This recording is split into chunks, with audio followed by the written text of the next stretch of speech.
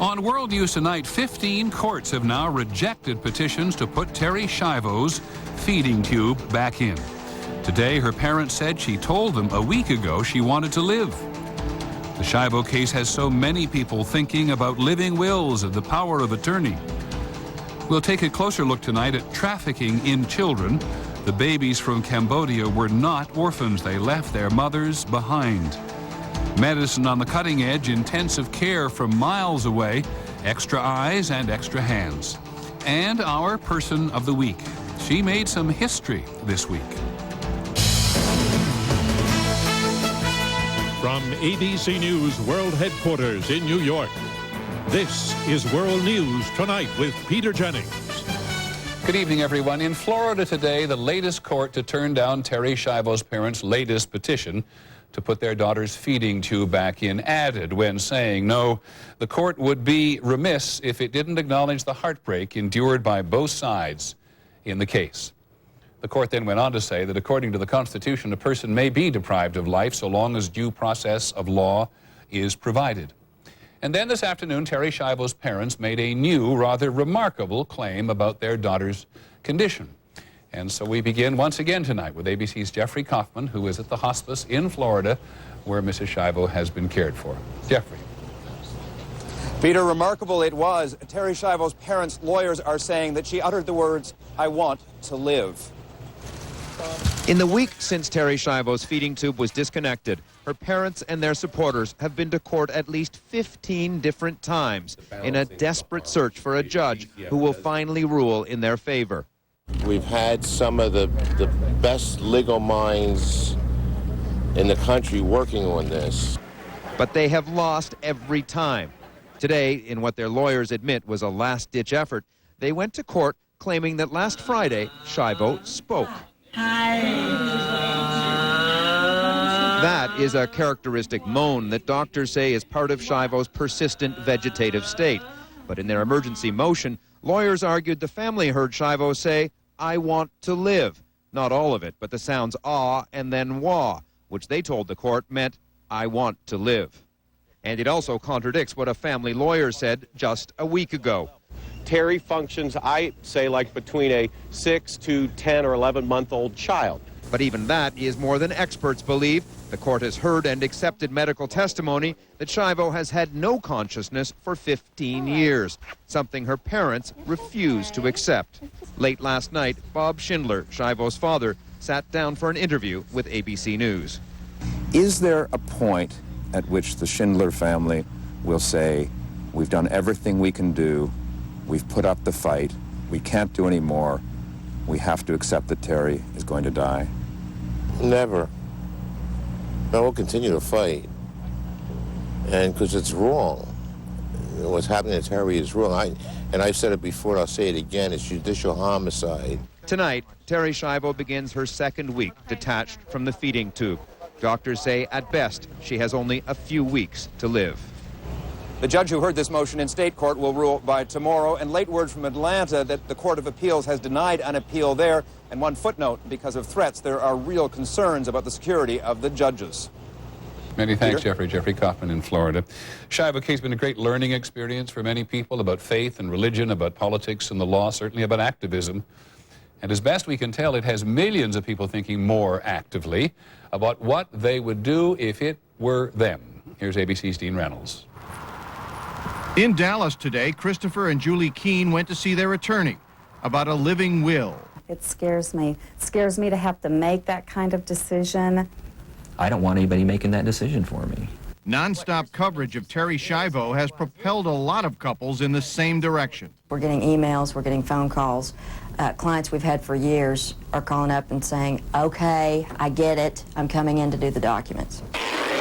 A Florida firm that distributes living wills has processed 12,000 since Monday. Thousands of American families are learning a very, very important lesson and taking action to avoid a similar situation.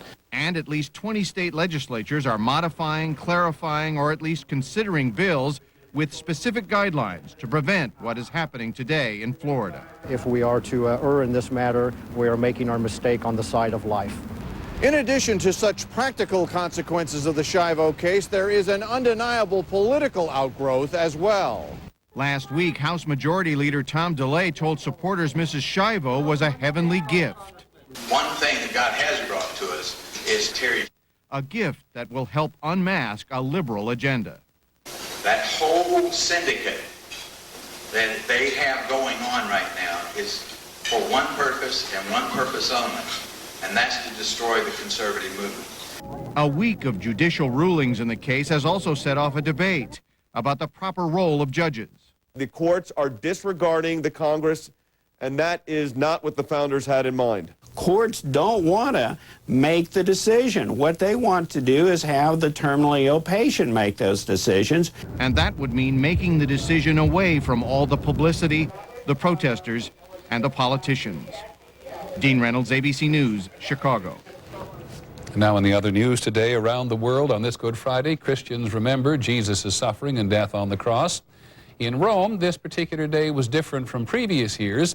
His illness kept Pope John Paul from being outside with the thousands of people who attended the Good Friday services. A message read on his behalf said he also offered his suffering so that God's design is completed. Here's ABC's David Wright. Pope John Paul had never before been absent from the Good Friday service at the Colosseum. Tonight he watched from his private chapel, and you could not see his face. He watched the faithful watching him. On Good Friday, Christians reflect on the meaning of suffering and of facing death with dignity. And John Paul is using his own struggle to make that message more personal. John Paul has always been a master of dramatic gestures, kissing the ground on all those trips abroad, touching Jerusalem's Wailing Wall, praying at Auschwitz. Sometimes his gestures are more powerful than his words, and he acknowledges that as well. Today, even his smallest gesture still has the power to move many Catholics to tears. This incredibly vigorous Pope is now so severely diminished. It's a striking contrast, I think. Suffering has humanized his ministry, helping John Paul to connect even with those who disagree with his views. This week, an ABC News poll found that nearly 2/3 of American Catholics feel the church needs to modernize, but nearly 90% view John Paul favorably. A year ago, when they last performed the Stations of the Cross, John Paul was strong enough to hold the cross, but not to carry it. Tonight, all alone, he held the cross again. David Wright, ABC News, Rome. Other overseas news today, the Army said today that 27 prisoners held by the U.S. in Iraq and Afghanistan have been killed. Since August 2002, these are confirmed or suspected homicides. The Army says it has found sufficient evidence to support charges against 21 soldiers.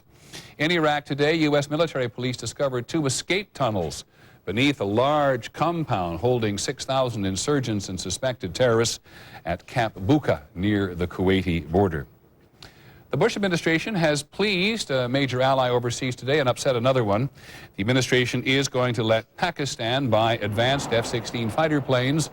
The U.S. prohibited the sale to Pakistan for years because of Pakistan's nuclear weapons program. It's the Indians next door who are upset. The Bush administration has criticized Israel for its latest settlement activities on territory the Palestinians claim is theirs. The Secretary of State said that Israel's decision to add housing units in a Jewish settlement in East Jerusalem is at odds with American policy. Dr. Rice said the Israelis have obligated, or rather obligations, not to increase settlement activity. She didn't say if the U.S. would do anything about it. Now we change to Social Security. One thing about the Schiavo case, it's pushed a lot of important news to the side. But today, Republican Senator Charles Grassley of Iowa said that the odds are not in the president's favor when it comes to having his way on Social Security. He is chairman of the Senate committee that will actually write the bill. This was supposed to be a very important week for the president's Social Security campaign. Here's ABC's John Cochran. No one can say the president hasn't worked hard. Take some of your money so you can build a nest egg of your own. To sell the nation on personal or private retirement accounts. Conservative mix of stocks and bonds. The Bush Blitz has now taken him to 18 states. And that rate of return is important for the individual worker.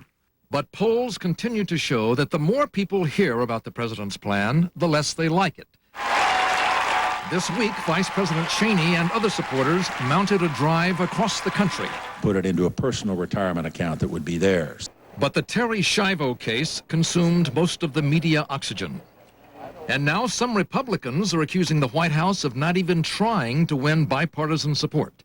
The Senate Budget Chairman, Judd Gregg, says the White House is trying to stuff it down the throats of the Democrats. But a number of top Republicans say the president can still avoid defeat on this, the biggest issue in his second term. Now they want him to guarantee that anyone who chooses personal investment accounts will do no worse than under today's Social Security plan. Any personal account plan needs to have a continuing safety net, a guarantee that says you'll at least get the benefits promised under current law. So far, the president has not made that guarantee. Worried Republicans hope he does. Soon. John Cochran, ABC News, the White House.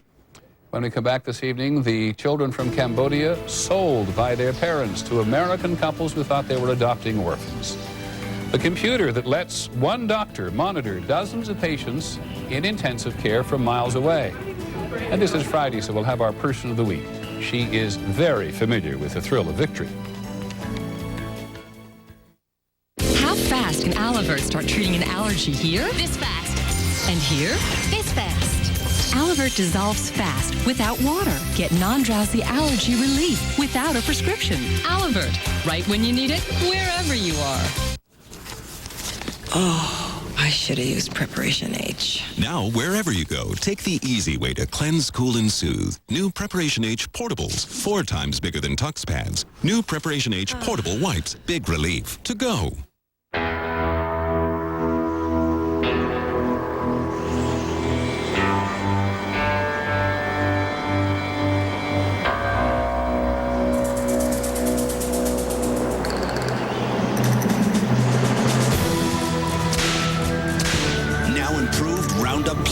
Its faster formula knocks out weeds in 12 hours. The leading imitator doesn't. Now improved Roundup Plus knocks out weeds in 12 hours. It's time to end your relationship. With department store prices, come to the Burlington Coat Factory Easter Savings Event. Everything up to 60% off. We've got the greatest selection of the latest top quality designer fashions for the whole family. From suits and dresses to everything for Easter. Because happiness means never having to pay department store prices. Burlington Coat Factory. Love labels? You'll love our prices. When you're congested, mucus can settle into your chest. I love moving in day. Nice try, but I'm not going nowhere. That's when you need Mucinex. Mucinex is specially made to break up the mucus that causes congestion. Uh-oh. There goes the neighborhood! Ah, that's better. And one Mucinex pill lasts up to 12 hours. Hey, got any room at your place? Mucinex in, mucus out. A report tonight about adoption gone wrong. The number of Americans adopting children from overseas has been increasing quite dramatically. In 2003, for example, there were 21,300 foreign adoptions, which is nearly triple the number of 10 years ago. One of the more popular countries in which to adopt a child used to be Cambodia. The U.S. government prohibits it now, and in this report from ABC's Elizabeth Vargas, you will hear very clearly why. Cambodia is one of the poorest countries on earth. That poverty and widespread corruption make it ripe for exploitation.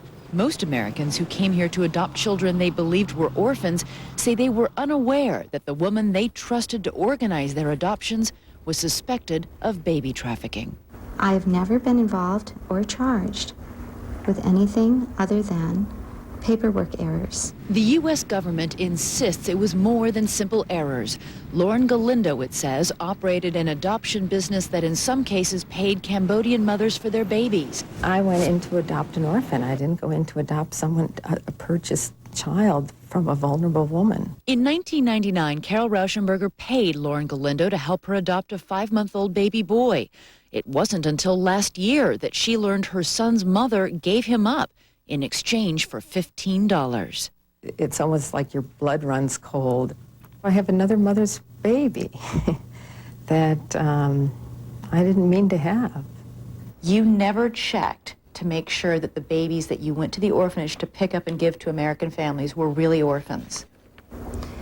All the children. You relied just on the Cambodian government. Absolutely, I did. It's clear that there are going to be some mistakes over 13 years. Galindo says she was never involved in any sale of babies. But in Cambodia, we found a system where baby recruiters like this woman convinced poor mothers in this village to give up their babies in exchange for money. How much did you give the mother? Maybe, I don't know, $15? $15 for their babies? Yeah, 1.5. One of those mothers was Main Dim. It was her son that Carol Rauschenberger adopted. Someone came and told me that if I give the baby to the orphanage, they will give you money. I cried when I gave away the baby. I cried. No one who worked for me approached anyone to solicit a child. U.S. authorities have no idea how many of the 800 adoptions Lauren Galindo organized may be fraudulent. She has pleaded guilty to visa fraud and money laundering and will soon begin serving 18 months in prison. Elizabeth Vargas, ABC News. Apparently none of the children who've been adopted are going back to Cambodia. Elizabeth Vargas will have a full hour on this, these Cambodian adoptions, on tonight's 2020. When we come back, checking on the patients by computer from miles away. Another example of medicine on the cutting edge. One of the great things about eHarmony is it forces you to be so honest. You're not trying to put a commercial out there. You're just trying to be yourself. If you've tried dating sites and been disappointed with the results, maybe it's time you graduated to eHarmony. It begins with our comprehensive personality profile that helps us match you based on who you are at the very deepest levels. The person I found in Lance is incredible. eHarmony helped me find the love of my life. Log on to eHarmony.com and get your personality profile. A $40 value, yours free. This is Ted. Hey, Pete.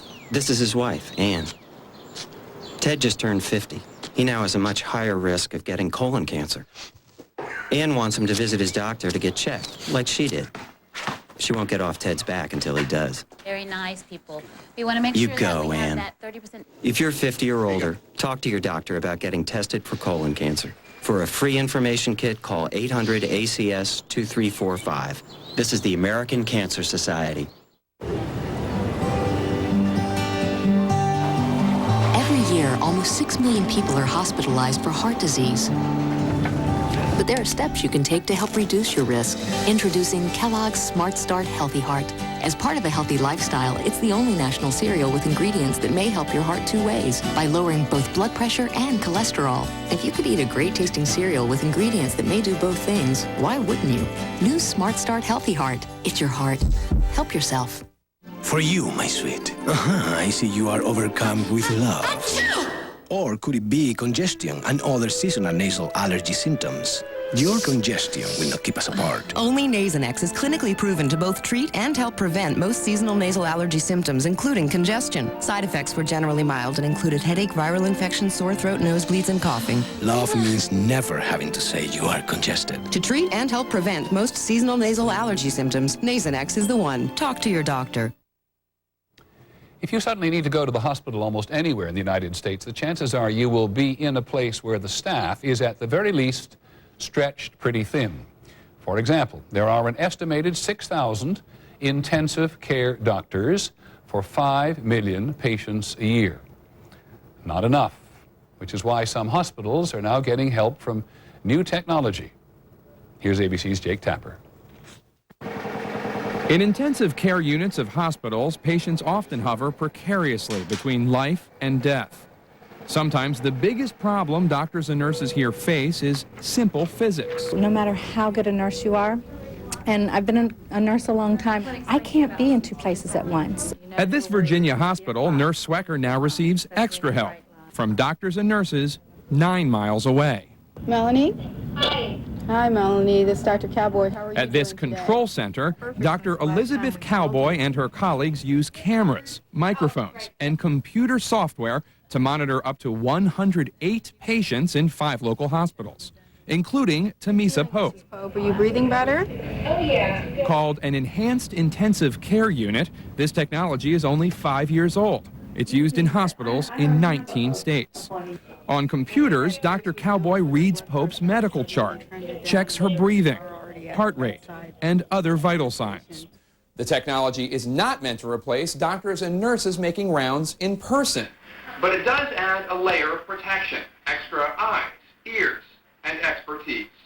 We've had patients whose oxygen comes off who try to get out of bed that our eyes, our cameras have been able to see faster than the nurse who's busy in the next room where the patient's very critical. We have been able to assist the bedside team in saving lives. A recent study found these units reduced hospital mortality rates for intensive care patients by 27%.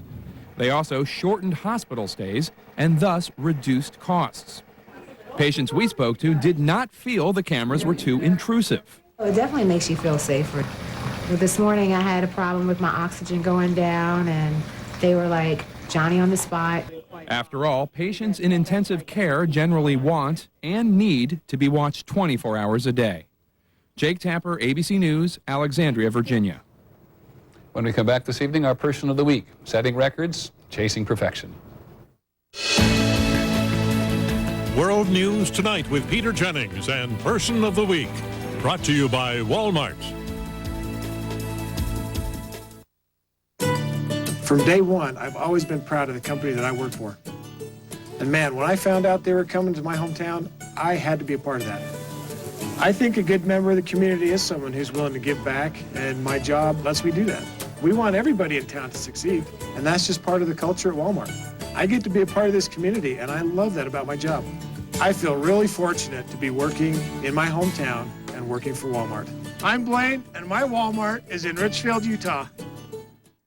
Good news for those with arthritis pain. Reports are out about an independent government panel, according to the New York Times. Several panel members said that patients in need of pain relief should first try naproxen, sold as Aleve.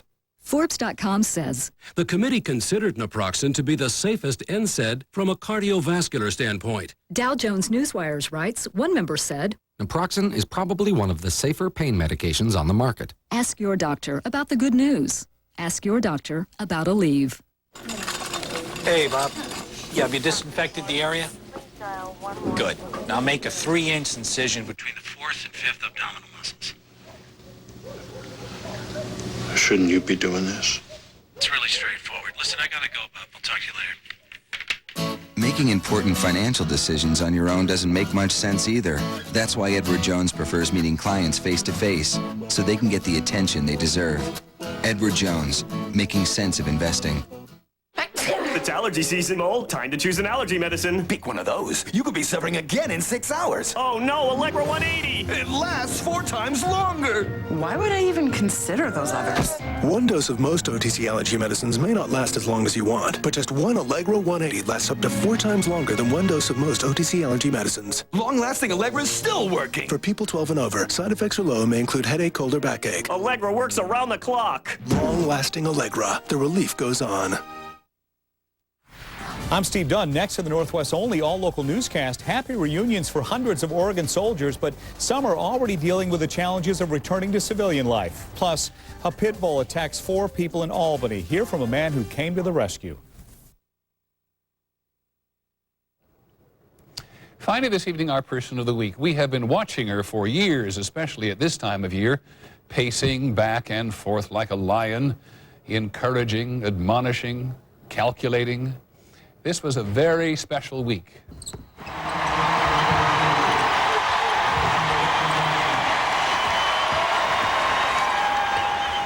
It's more than just, hey, you know, we won the game, but it's this team and these players did something really special together. All right, new group on. Run those 2 options. Pat Summitt is the coach of the women's basketball team at the University of Tennessee. This week on their home court in Knoxville, the Lady Volunteers, the Vols as they're called, advanced one more time in the NCAA championship. But this time it was Pat Summitt's 880th career victory. She has now won more games than any coach, male or female, in the history of college basketball.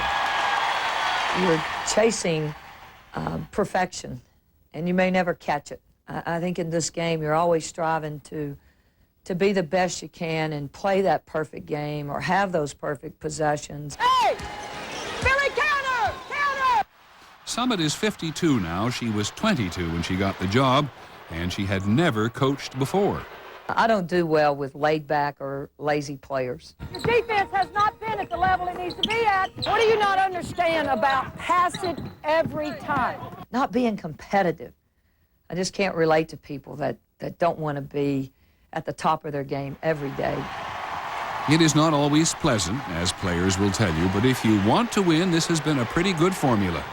And today, Pat Summitt says she is cooler and calmer than she used to be. I think earlier in my coaching career, when I was single, I was probably just a total workaholic. With time and years of experience, I think you have to learn to shut the door and really leave it. All right, The rules for her players are clear, on and off the court. Players have to attend all of their academic classes. And if you're obliged to sit in the front 3 rows, as they are, professors will notice if they're not paying attention. When you talk about stats, you can talk national championships, but I like to talk graduation rate and career opportunities for our young women. Pat Summitt grew up on a dairy farm in Henrietta, Tennessee. She planted tobacco, and she milked the cows. I look back now and I think that just made me who I am in terms of my drive and my work ethic. She and her 3 older brothers learned to play basketball using a hoop her father put up in the hay barn. She was good enough to play for the U.S. Olympic team in 1976. Go ahead and buy a house here. Summitt is married, her husband is a banker, and she has a teenage son. Yep, he plays basketball. His mother tries to make it to a lot of games. The travel is probably the hardest thing. And it's like sometimes you can't have a, quote, normal or routine schedule, and that makes it tough. College sports for women were in their infancy when she was hired at Tennessee. Pat Summitt thinks colleges can always do better for women. It is her mantra, in a way. You can always do better. She hates to lose. And the celebration has begun. For now, however, it is time for her to bask in the glow of being the best. That is a lot of victories. And you win in life with people. And if you think you can do this alone, you're wrong. And so we choose Pat Summitt. She's going for her 7th national championship now. The coach she passed on the winning list, Dean Smith, was among the very first to congratulate her. That is our report on World News Tonight. I'm Peter Jennings. We hope you have a good weekend, and we'll see you next Monday. Good night.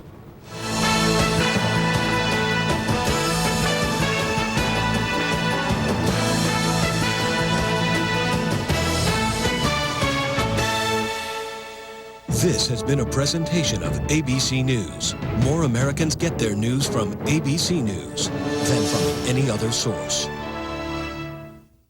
Tonight, a 2020 hour so moving you have to see it to believe it. American couples sure that by adopting they were saving the lives of abandoned children. But where did the children come from? $15 for their babies? Yeah. An Elizabeth Vargas exclusive on 2020 tonight.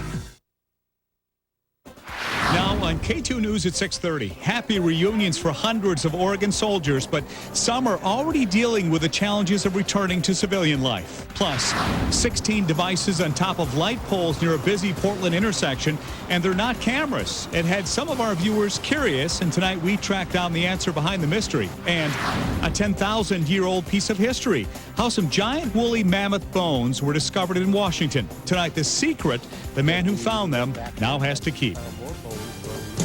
Live from K2, the Northwest only all-local 6:30 newscast with Steve Dunn, Deborah Knapp, and Microcast weather with Rod Hill. K2 and you, the spirit of the Northwest. Good evening. Thanks for being with us, everybody. I'm Steve Dunn. Deb Knapp is off tonight. In our top local story, about 500 Oregon soldiers will finally be able to sleep in their own beds tonight after spending more than a year and a half away on duty. 13 buses left Fort Lewis this morning, headed to armories all over Oregon. On board are soldiers from the 2nd Battalion, 162nd Infantry of the Oregon Army National Guard. Along I-5 in Vancouver, people gathered on overpasses to greet the troops. There were 10 stops in all, among them Forest Grove, Woodburn, Salem, Newport.